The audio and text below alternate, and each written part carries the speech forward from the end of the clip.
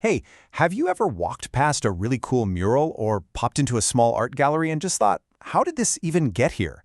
Well, today we're going to peel back the curtain on exactly that. We're going to see how art gets made, how it gets funded, and how it finds its way to all of us. It's a journey, really, from one single artist hoping for a shot all the way up to a huge regional vision. Look at this. This art is vibrant, it's public, it's powerful. But you know what? It didn't just magically appear.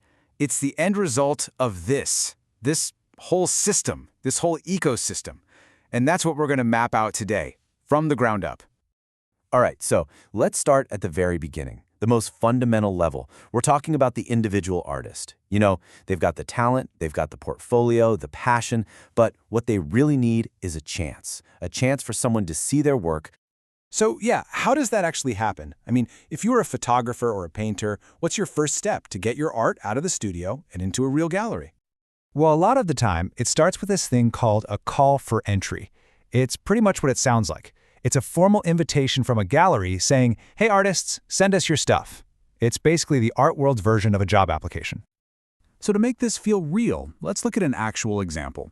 This is a call for entry from a real place, Decode Gallery, for a theme show they were putting on called Black and White.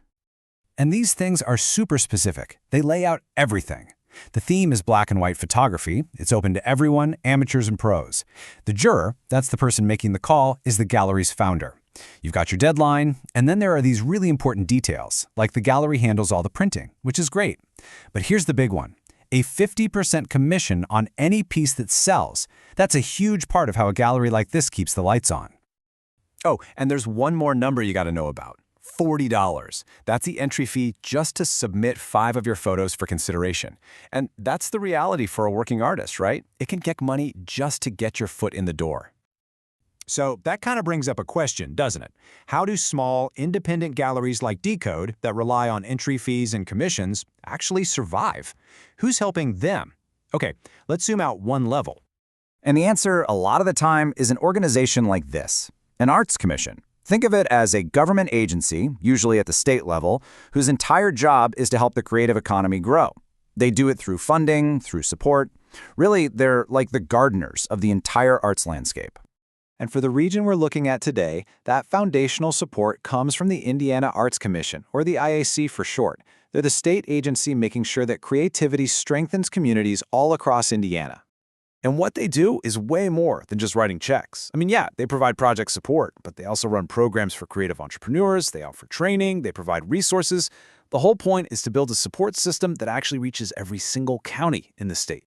And that support, it's tangible. Through their Arts Project Support Program, for instance, a group putting on a festival or an exhibition could get a grant for up to $4,000. That can make a huge difference. And it's not just for big organizations.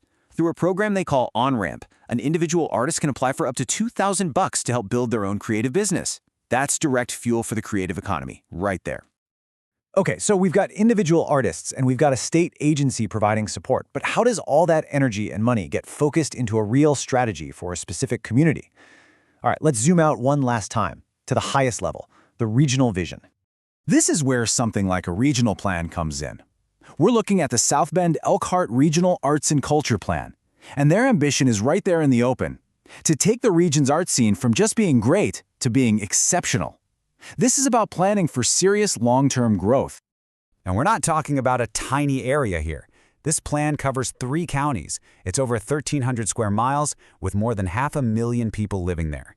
Trying to make a cohesive plan for a region that big, that is a massive undertaking. So what gives a plan like this some real teeth? Well, a whole lot of investment. Through a state initiative called READY, this region has gotten $95 million for projects since 2021. I mean, that's the kind of money that doesn't just support culture, it totally transforms it. And you don't just throw that kind of money around randomly. The plan has this really clear structure. It starts with a big picture vision. Then, that vision is supported by specific objectives. Those objectives then lead to concrete strategies. We're talking actual projects. And finally, those are broken down into actions. It's like a funnel, taking you from a big dream all the way down to a detailed to-do list. Now, what's really important is that a plan like this doesn't start from nothing. It begins with a deep dive, an inventory of every single cultural asset that's already there. So think of it like a map, where every dot represents a gallery, a theater, a museum. It shows that the foundation for an exceptional art scene isn't something they have to build. It's already there. Okay, so we've seen the artist on the ground floor, we've seen the state support system in the middle, and we've seen the high-level regional vision at the top. So the big question is, how do all these layers actually work together to create a scene that truly thrives? Well, a healthy ecosystem supports the entire spectrum of culture. It creates a space where a vibrant, spontaneous piece of street art can exist in the very same community as a beautifully restored historic theater. And the thing is, they're not competing with each other. They're both just different results of the same supportive system. So let's just lay it all out. At the bottom, you have the individual artist. They're the ones creating the art, the fuel for the whole system. Then you have the systemic support from groups like the Arts Commission, which provides stability and funding. And at the top, you have the strategic vision from the regional plan, guiding those huge investments. The truth is, no single layer can really succeed without the others. And honestly, this quote from the plan itself just says it all. The goal isn't just to sustain what they already have. The goal is to use this interconnected system of support to really, truly thrive. So the next time you see a piece of art that really moves you, maybe it's a sculpture in a park, a local play, a photo hanging in a coffee shop, just take a second. Think about the layers. Think about the artist who probably paid an entry fee, the potential grant that kept the venue's lights on, and the regional vision that believes art is absolutely essential. What's the invisible ecosystem making that art possible right where you live?